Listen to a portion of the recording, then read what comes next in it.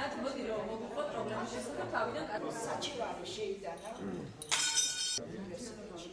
და გავეცადეთ საჩივარი სამწუხარო ის რაც გვაქვს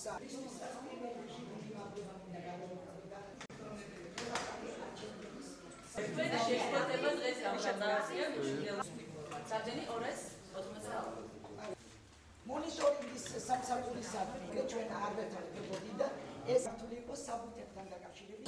გუშინ განათლების ხარისხის განვითარების ეროვნული ცენტრის ვებგვერდზე იყო ინფორმაცია იმის შესახებ, რომ ავტორიზაცია იგივე პრინციპით, რა პრინციპითაც შეუჩერდა აგრარულ უნივერსიტეტს, თავის დროზე შეუჩერდა ბათუმის ნავიგაციის სასწავლო უნივერსიტეტსაც.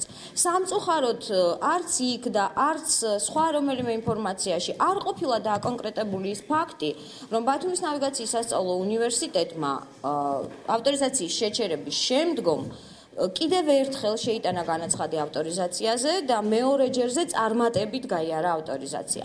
ბათუმის ნავიგაციის სასწავლო უნივერსიტეტმა წარმატებულად გაიარა ავტორიზაციის ექსპერტთა ჯგუფის დასკვნა, მივიღეთ უფლება სტუდენტთა მიღების და შემდგომში სასწავლო საგანმანათლებლო პროცესების გაგრძელებისათვის. ნამდვილად ვიცოდით ავტორიზაციის ვადების შესახებ, რა დროს უმთავრდებოდა ჩვენს უნივერსიტეტს ავტორიზაციის ვადა და ასე შემდეგ, მაგრამ ამ ვადის გასვლას რამე განსაკუთრებული აჟიოტაჟი არ გამოუწვევია ჩვენში.